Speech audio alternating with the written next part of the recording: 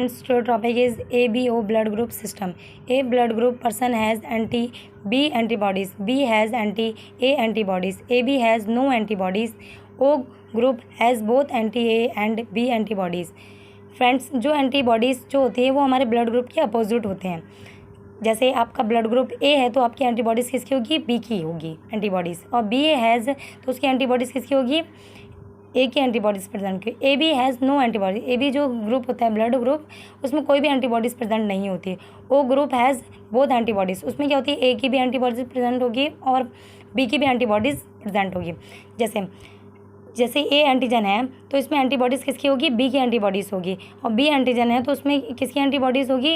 ए की antibodies present होगी. और एंटी डी है उसमें किसकी एंटीबॉडीज़ प्रेजेंट होती है? मोंकी की एंटीबॉडीज़ प्रेजेंट होती है, जो हमें RH फैक्टर भी कहते हैं हम इसे.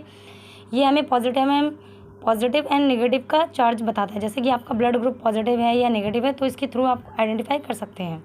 फ्रेंड, मैं आपको इसके आगे क्रॉस मैचिंग इन ब्लड बताऊँगी. Cross matching in blood.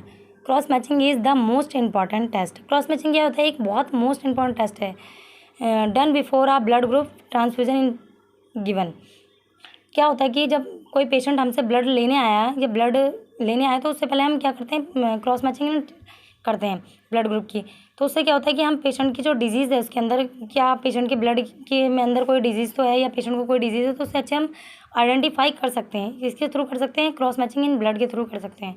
अगर पेशेंट का ब्लड मैच हो जाता है तो नो प्रॉब्लम, इसमें कोई डिजीज़ नहीं है. अगर पेशेंट का ब्लड ग्रुप मैच नहीं होता है, कभी कभी ऐसा होता है कि हमारा ब्लड ग्रुप तो सेम होता है लेकिन उसके फर्दर भी जो हमारी RBC होती हैं या पेशेंट का सीरम होता है उसमें वो डिस्ट्रॉय कर देता है हमारी बॉडी के अंदर. अगर किसी की अदर जो हमारी ब्लड ग्रुप है सेम, अगर उसमें कोई भी इन्फेक्शन तो वो हमारी बॉडी के अंदर भी अगर उसका ब्लड ट्रांसफ़र करेगा तो हमें भी तो कोई इन्फेक्शन हो ही जाएगा ना.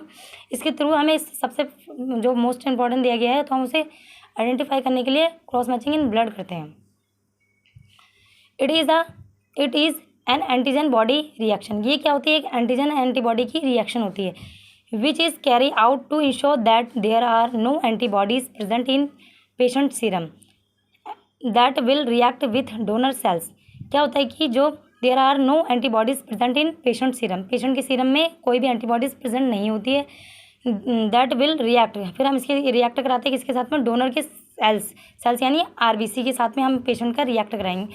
जो ब्लड पेशेंट का सीरम है उसको मिक्स करेंगे हम. क्रॉस मैचिंग इन टेक्निक. क्या होती है? इसकी टेक्निक भी होती है.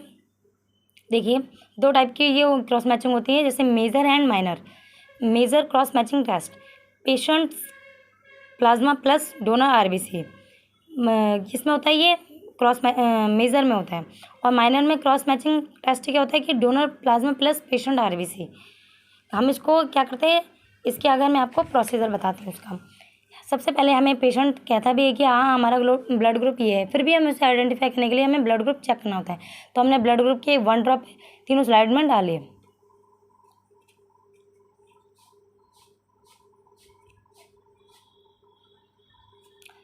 फिर क्या होता है कि हम इसमें एंटी-A डालेंगे. एंटी-A डाला, एंटी-B डाला, एंटी-D डाला. फिर हमने इसको मैच करा. मैच करने के बाद फिर हमने देखा इसमें B में थोड़ा थोड़ा रिएक्ट हो रहा है, फिर इसमें भी O में भी हो रहा है. फिर वैसे ही हम सेम प्रोसीजर किस में करें? डोनर ब्लड ग्रुप में. फिर हम डोनर का भी ब्लड ग्रुप चेक करेंगे. इसमें ब्लड ग्रुप की 3 ड्रॉप डाल दी स्लाइड में. फिर हम इसमें भी एंटीजन डालेंगे, इसमें भी एंटीजन डालेंगे, इसमें भी एंटीजन डालेंगे. अब ये दोनों की इसमें देखो, अरे इसमें तो रिएक्ट हो गया. हाँ, ये भी देखो, और इसमें भी वो हो गया, रिएक्शन दिखने लगी है. हमें डॉट डॉट डॉट टाइप से दिख रहा है, इसमें भी दिख रहा है डॉट डॉट टाइप, इसमें भी दिख रहा है. तो ये तो हो गया B पॉजिटिव और ये भी क्या हो गया? B positive. अब हमने ये तो आइडेंटिफाई कर लिया कि पेशेंट एंड डोनर का ब्लड ग्रुप क्या है, वो दोनों का ही सेम है. अब हम इनके डिजीज़, इनके अंदर कोई इन्फेक्शन वगैरह तो नहीं, उसके लिए हम क्या करेंगे? हम तो जो मेज़र वाला था उसमें क्या लेंगे? हम पेशेंट का प्लाज्मा की 1 ड्रॉप ली और डोनर की RBC ली. इसमें हम कोई भी एंटीजन को मिक्स नहीं करेंगे. इसमें सिर्फ हम डोनर का प्लाज्मा, वो पेशेंट का प्लाज्मा एंड डोनर का RBC लेंगे. इसको मैच करा, ये पूरा मिक्स हो गया. इसमें कोई भी डॉट डॉट शो नहीं हुआ. हम माइनर में भी देखेंगे. माइनर में भी हमने क्या करा? डोनर का सीरम यानी प्लाज्मा लिया 1 ड्रॉप और पेशेंट की RBC एक ड्रॉप ली और उसको मैच करा, इन दोनों में क्या हो गया, मैच हो गया, यानी मिक्स हो गया। तो इसको मिक्स हो गया तो यानी इसमें कोई भी डिजीज़ नहीं है, इसमें पेशेंट को कोई भी ना पेशेंट को कोई प्रॉब्लम, पेशेंट को भी नहीं कोई प्रॉब्लम है उसके ब्लड ग्रुप में, और ना ही उसके क्या कहते हैं जो मेजर, जैसे कोई जो हमें ब्लड डोनेट करा तो उसमें भी कोई इसके भी ब्लड में कोई इन्फेक्शन नहीं है। तो ये क्या होगा कि पेशेंट अच्छे से अपने आप को मतलब ट्रांसफ्यूज कर सकता है, अपने बॉडी में अपने ब्लड को एडमिनिस्ट्रेशन करा सकता है। और अगर इसमें कोई भी ऐसे तरह के डॉट डॉट दिखाई देते तो यानी ये इसमें कोई पेशेंट के अंदर या डोनर के अंदर कोई डिजीज़ है, तो जिस वजह से ये दोनों मैच नहीं हो रहे। तो मैच नहीं हो तो ये हम पेशेंट को ब्लड ग्रुप नहीं देते हैं इस तरीके का, अगर इस तरीके से कुछ होता है तो। थैंक यू फ्रेंड्स, आपको वीडियो अच्छा लगा हो तो लाइक करें, प्लीज़ सब्सक्राइब करें एंड शेयर करें।